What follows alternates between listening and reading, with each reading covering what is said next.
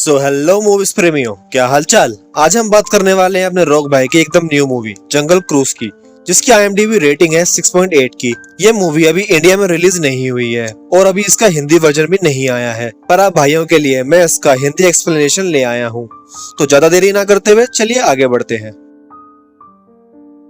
Movie की शुरुआत होती है इंग्लैंड के 1916 के टाइम को दिखाते हुए, जहां एक क्लब में एक लड़का जिसका नाम मैकग्रेगर होता है, वो वहां के मेंबर्स को बता रहा होता है कि ब्राजील के अमेज़न के जंगल में एक प्राचीन पेड़ है जिसमें कुछ अद्भुत ताकतें हैं। उस पेड़ का नाम वो टीयर्स ऑफ मून बताता है और कहता है कि उस पेड़ के फूलों की ताकत का सही इस्तेमाल करके हम मेडिसिन्स दवाइयों का भविष्य बदल सकते हैं, जिससे बड़ी बड़ी बीमारियों का इलाज आसानी से मिल जाएगा। और इसकी शुरुआत करने के लिए उसे उस पेड़ का वो हिस्सा चाहिए होगा जो इस क्लब में आज भी एंटिक पीस बनाकर रखा हुआ है। उस हिस्से का नाम वो एरोहेड बताता है, पर वहाँ का मैनेजर और बाकी के मेंबर्स उसकी बात का विश्वास नहीं करते हैं। वो इसे सिर्फ मनगढ़ंत कहानी समझते हैं। वहाँ बैठी एक लड़की जो मैकग्रेगर की बहन होती है, जिसका नाम लिली है, वो उस क्लब के उस हिस्से की तरफ जाने लगती है जहाँ वो एरोहेड रखा है।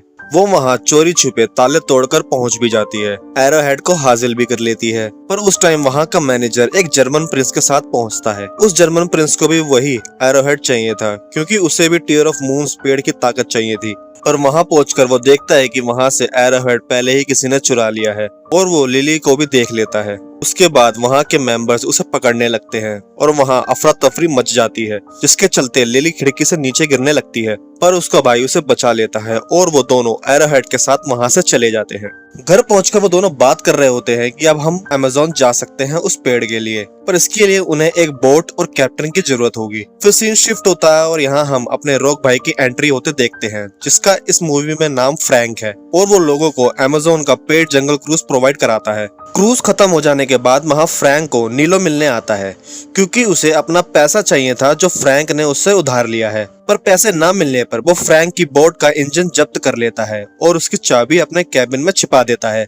दूसरी तरफ लिली और मैकग्रेगर भी ब्राजील पहुंच गए हैं और वो नीलो को ढूंढते हुए उसके बार में चले जाते हैं, क्योंकि नीलो भी क्रूज प्रोवाइड कराता है। फ्रैंक नीलो के बार से होते हुए उसके कैबिन की तरफ पहुंचने लगता है और उसी वक्त लिली भी नीलो को ढूंढते हुए उसके कैबिन में जाने लगती है और वहां वो फ्रैंक से मिलती है, पर वो उसे नीलो ही समझ रही होती है और उससे क्रूज की डील कर लेती है और उसको टीयर्स ऑफ मून का मैप दिखाती है, साथ ही उसके अच्छे खासे पैसे ऑफर करती है, जिसे फ्रैंक मान लेता है। उतने ही मैकग्रेगर नीलो को वहां ले आता है और लिली को फ्रैंक की असलियत मालूम होती है। फिर वो फ्रैंक से वो डील तोड़ लेती है। बातों ही बातों में वहाँ एक जैगुआर आ जाती है जो मैकग्रेगर पे हमला करने लगती है, पर फ्रैंक उससे बचा लेता है और जैगुआर से लड़ उसे वहां से भगा देता है। ये देख लिली उससे काफी इम्प्रेस हो जाती है और फ्रैंक से डील पक्की कर लेती है और फ्रैंक चुपके से अपना बोट इंजन वापस ले लेता है और उसे फिट करने लगता है। उतने ही वहां वो जैगुआर फिर से आ जाती है, तो हमें मालूम होता है कि वो फ्रैंक की पालतू जैगुआर है और बार में जो सब हुआ वो सिर्फ एक सेटअप था। फिर वो लोग निकल पड़ते हैं उस पेड़ की खोज में। उतने ही हम उस जर्मन प्रिंस को फिर से देखते हैं जो अपनी सबमरीन में है और उसे वो एरोहेड किसी भी कीमत पर चाहिए, और वो उनकी बोट पर गोलियां और मिसाइल्स चलाने लगता है। तो फ्रैंक जैसे तैसे उन सभी को बचा लेता है। साथ ही उस सबमरीन के फैन में एक रस्सी फंस जाती है, जिससे सबमरीन वहां एक शेड से टकराकर रुक जाती है और फिर फ्रैंक और लिली अपनी आगे की जर्नी पर निकल पड़ते हैं। रात में वो लोग डिनर करके सोने जाते हैं, तभी मैकग्रेगर के पीछे वो जैगुआर पड़ जाती है और वहाँ लिली को मालूम होता है कि ये सब फ्रैंक का ही सेटअप था और वो उससे गुस्सा होती है।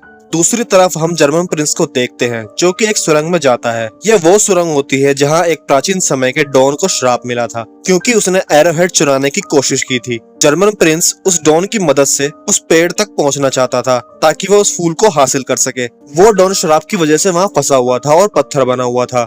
उसे वापस अपनी ताकतों में आने के लिए नदी के पानी की जरूरत है, पर उसे इस श्राप से पूरी तरह से मुक्त होने के लिए उसी पेड़ के फूल चाहिए थे। तो वो दोनों आपस में डील कर लेते हैं, जिसके चलते जर्मन प्रिंस उसे नदी का पानी दिलवा देता है, जिससे वो डॉन और उसके साथी अपनी ताकतों में वापस आ जाते हैं। फिर सीन शिफ्ट होता है और हम फ्रैंक और बाकी लोगों को देखते हैं जिन्होंने आधा रास्ता पूरा कर लिया था, पर वो समुद्र की बड़ी बड़ी लहरों में फंस जाते हैं और वहाँ के एक झरने से लगभग गिरने ही वाले होते हैं। पर कैसे न कैसे फ्रैंक अपनी अकलमंदी लगाकर वहाँ से दूसरे रास्ते की ओर जाने में सफल रहता है। फिर एक जगह रुककर फ्रैंक और मैकग्रेगर बोट के लिए लकड़ियां काट रहे होते हैं और बोट पर लिली फ्रैंक के पर्सनल रूम में जाती है और वहाँ वो टीयर ऑफ मून्स के मैप्स वगैरह को देखती है। उतने ही वहाँ फ्रैंक आ जाता है, जिससे लिली पूछती है ये सब क्या है, तो फ्रैंक बताता है कि वो भी उस पेड़ की तलाश में काफी टाइम से है, पर उसके पास वो एरोहेड नहीं था उस पेड़ तक पहुंचने के लिए। उतने ही हम देखते हैं कि उनकी बोट पर कुछ जंगली आदिवासी आ गए हैं और उन्होंने उन सभी को बेहोशी का तीर मार अपने साथ ले जा रहे हैं। वहां ले जाते वक्त फ्रैंक बाकी साथियों को बता रहा होता है कि ये लोग हमें हेड हंटर के इलाके में ले जा रहे हैं, जो काफी खतरनाक है। वो उन सभी को वहां बंदी बनाकर ले जा रहे होते हैं और उस इलाके के सरदार से मिलवाते हैं, जहां वो लिली से वही एरोहेड की मांग रखता है और ना देने पर वो उन सभी को मारने की बोलता है। तो लिली को ये मंजूर नहीं था। वो कहती है कि टीयर्स ऑफ मून के मिल जाने के बाद वो उन्हें एरोहेड दे देगी। इतने ही वो अपने हाथ छुड़ाकर एक भाला पकड़ लेती है और उनसे लड़ने को तैयार हो जाती है। तो वहाँ वो लोग बताते हैं कि ये फ्रैंक के कहने पर उन्होंने ऐसा किया है और ये सब भी फ्रैंक का ही एक सेटअप था। ये सुन लिली उससे एक बार फिर से गुस्सा हो जाती है और इस बार वो उसको एक पंच भी लगा देती है। फिर लिली वहाँ के कबीले की एक लेडी से उस एरोहेड पर लिखा हुआ ट्रांसलेट करने को बोलती है।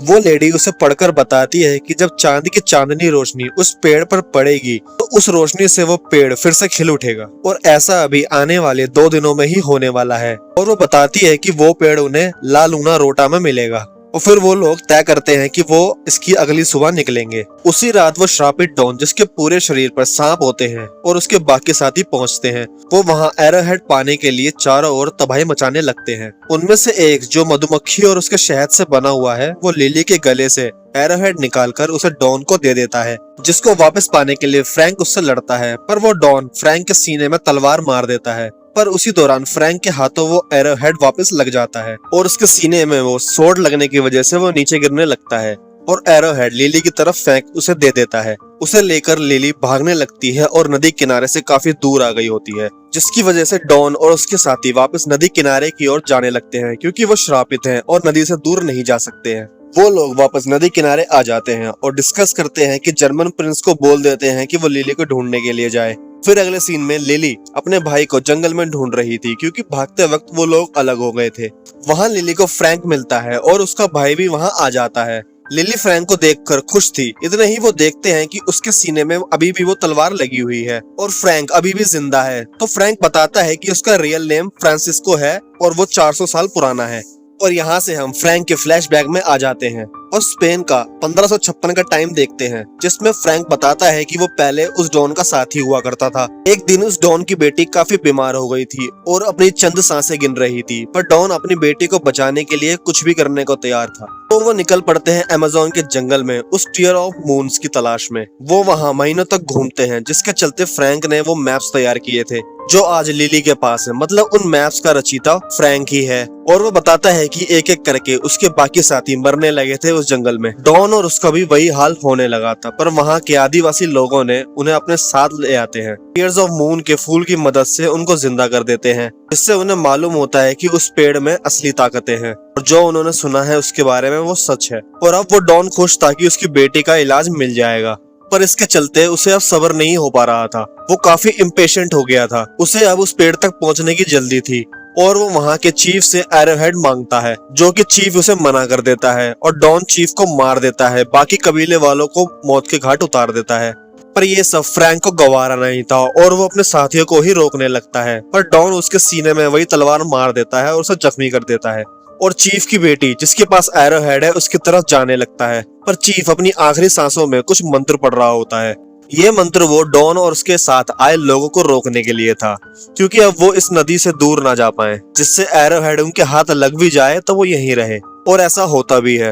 वो उस जगह कैद हो जाते हैं। अब वो लोग आम इंसान नहीं रहते हैं, वो अब श्रापित हैं। फिर डॉन और उसके साथी फ्रैंक से लड़ते रहते हैं, क्योंकि उसने उनको धोखा दिया था और बार बार उसे मारते रहते हैं, जिससे तंग होकर फ्रैंक प्लान कर उन सभी को नदी से दूर उसी सुरंग में कैद कर लेता है, जिससे वो वहाँ फंस जाते हैं और श्रापित होने और पानी ना मिलने की वजह से पत्थर बन जाते हैं, जो कि आज आजाद होकर मॉन्स्टर बन गए हैं।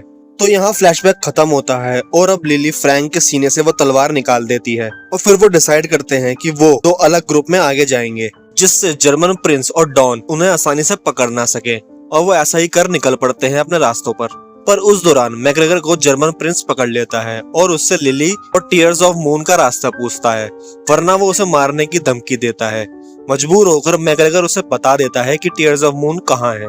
फिर अगली सुबह फ्रैंक और लिली ला लूना लोटा पहुंच जाते हैं टीयर्स ऑफ मून के ठिकाने पर वहां वो सिर्फ एक झरने के अलावा और कुछ नहीं पाते हैं। फ्रैंक दिमाग लगाता है और समुद्र में नीचे जाकर देखता है तो उसे वहां एक लीवर दिखाई पड़ता है, पर उस लीवर तक पहुंचने के लिए वो थोड़ा चौड़ा पड़ जाता है, जिसके लिए वो लिली को बोलता है कि वो लीवर पुल करे। फिर वो दोनों नीचे जाते हैं और लिली लीवर को पुल करने की ट्राई करती है, पर वहाँ लिली एक ट्रैप में फंस जाती है और वहाँ कुछ पिरानास भी आ जाती हैं जो फ्रैंक पर अटैक करने लगती हैं। अपनी पूरी ताकत लगाकर लिली उस लीवर को पुल कर लेती है, जिससे झरने का पानी रुक जाता है और समुद्र का पानी भी कम होने लगता है। पर इतनी देर पानी में रहने की वजह से लिली बेहोश हो जाती है, पर फ्रैंक उसे वहाँ से बाहर अपनी बोट पर ले आता है और लिली होश में आ जाती है। फिर वो लोग खुश होते हैं और बात करते हैं कि उस पेड़ के फूलों का क्या करेंगे। लिली फ्रैंक को वो फूल खुद को उस श्राप से आजाद करने के लिए बोलती है, पर फ्रैंक मना करता है और कहता है कि वो 400 साल तक जी लिया है, पर अब वो मरना पसंद करेगा, जिसको लिली सुनो से समझाने लगती है। इतने ही वहाँ हम जर्मन प्रिंस को उसकी सबमरीन के साथ देखते हैं। वो मैकग्रेगर की मदद से वहाँ पहुँच गया होता है। वो और उसके आदमी उन लोगों को बंदी बनाकर फ्रैंक की बोट पर सवार होकर पेड़ के लिए आगे बढ़ निकलने लगते हैं और कुछ देर अंदर जाने के बाद वो एक बहुत बड़ा पेड़ देखते हैं जो टीयर्स ऑफ मून पेड़ ही होता है, पर इतने सालों में वो बेजान हो गया था। तो जर्मन प्रिंस लिली और फ्रैंक से उस पेड़ को फिर से जिंदा करने को कहता है, जिसको लिली मना कर देती है क्योंकि इसमें प्रिंस सिर्फ अपना ही फायदा देख रहा था। तो फ्रैंक उसके साथ एक डील करता है कि अगर वो लिली और मैकग्रेगर को जाने दे और उसको एक फूल दे दे तो वो उसे फिर से जिंदा कर देगा, जो प्रिंस मान जाता है। पर वो मैकग्रेगर को बोट पर अपने कुछ आदमियों के पास छोड़ देता है। फिर वो पेड़ के उस हिस्से की तरफ जाने लगते हैं जहाँ वो एरोहेड फिट होता है, पर लिली एक बार फिर मना कर देती है और अपने लिए भी एक फूल की मांग करती है। पर प्रिंस कहता है कि वो दोनों आपस में डिसाइड कर लें कि किसको फूल चाहिए। तो फ्रैंक कहता है मैं अपना फूल दे दूंगा अगर लिली उसे गोली मारे तो, और लिली राजी भी हो जाती है। फिर वो एरोहेड उस पेड़ में फिट कर देते हैं, जिससे वो पेड़ फिर से खिलने लगता है और वहाँ चारों ओर गुलाबी समा छा जाता है। फिर फ्रैंक लिली को इशारा कर उसे शूट करने को बोलता है और वो ठीक वैसे ही करती है, जिससे फ्रैंक वापस पानी में नीचे गिर जाता है और नीचे पहुंचकर वो मैकग्रेगर को प्रिंस के आदमियों से बचाने लगता है। ये उनका प्लान था जिससे कि वो मैकग्रेगर को बचा पाए, और ऐसा होता भी है। और लिली भी प्रिंस की गिरफ्त से निकलकर फूल लेने जाने लगती है, पर वो पेड़ मून की लाइट में ही खिल सकता है, पर अब मून बादलों में छिपने लगा था, जिससे पेड़ फिर से मरने लगता है और फूल भी खत्म होने लगते हैं। पर जैसे तैसे लिली एक फूल को हासिल करने में कामयाब रहती है, पर वहाँ की डाली टूटती है और लिली नीचे गिरने लगती है। वहाँ प्रिंस भी आ जाता है और उनकी हाथापाई में लिली के हाथ से वो फूल गिर जाता है, पर फ्रैंक उसे पकड़ लेता है। उतने ही वहाँ डॉन और उसके साथी भी आ जाते हैं और वो लिली का पीछा करने लगते हैं। फ्रैंक उन्हें वो फूल दिखाता है, जिसके चलते वो उसके पीछे आने लगते हैं। फ्रैंक मैकग्रेगर और अपनी जगुआर को बोट से उतार देता है क्योंकि उसने कुछ प्लान किया था। असल में उसका प्लान ये था कि अपनी बोट की मदद से वो नदी का पानी रोक देगा, जिससे वो फिर से पत्थर बन जाएंगे, और वो निकल पड़ता है। उसके पीछे बोट में डॉन और उसके साथी भी फूल के लिए आ जाते हैं और आपस में लड़ने लगते हैं। दूसरी तरफ प्रिंस भी मैकग्रेगर और लिली से लड़ने आ जाता है, जहां मैकग्रेगर उससे लड़ता है और उस दौरान प्रिंस पर एक बड़ा पत्थर आकर गिर जाता है, जिससे उसकी मौत हो जाती है। साथ ही डॉन फ्रैंक को जकड़ लेता है और उससे वो फूल मांगता है, पर वो फूल मैकग्रेगर के पास होता है जो वो लिली को दे देता है। ये देख डॉन को समझ आता है कि ये सिर्फ एक प्लान था, और इतने ही वो बोट एक बड़ी दीवार से टकरा जाती है और नदी का पानी रुक जाता है, जिससे फ्रैंक और बाकी साथी जो कि श्रापित लोग थे फिर से पत्थर बनने लगते हैं और बन भी जाते हैं। फ्रैंक को ऐसा देख लिली उदास होती है और वो उस फूल को फ्रैंक में लगा देती है और जाने लगती है। उतने ही फ्रैंक फिर से जिंदा होने लगता है। ये सब उस पेड़ की ताकत का असर है। फिर लिली फ्रैंक को जिंदा देख खुश होती है और वो लोग गले मिलने लगते हैं। उतने ही वहाँ मून की लाइट से एक और फूल खिल जाता है। फिर वो लोग जुगाड़ कर वापस ब्राजील आ जाते हैं और यहाँ से मूवी का सीन शिफ्ट होकर हमें फिर से इंग्लैंड दिखाया जाता है, जहाँ लिली और फ्रैंक अब एक साथ जिंदगी बिता रहे होते हैं और यहाँ हमारी मूवी की हैप्पी एंडिंग हो जाती है। आपको मूवी कैसी लगी कमेंट करके जरूर बताएं। साथ ही दोस्तों, ऐसे नई नई मूवी एक्सप्लेन करने में ना काफी मेहनत लगती है, तो अगर आपको मेरी मेहनत पसंद आए तो प्लीज वीडियो को लाइक कर चैनल को सब्सक्राइब कर लीजिए, जिससे मुझे आगे वीडियोस बनाने का मोटिवेशन मिलता रहे। Alright, thanks for watching.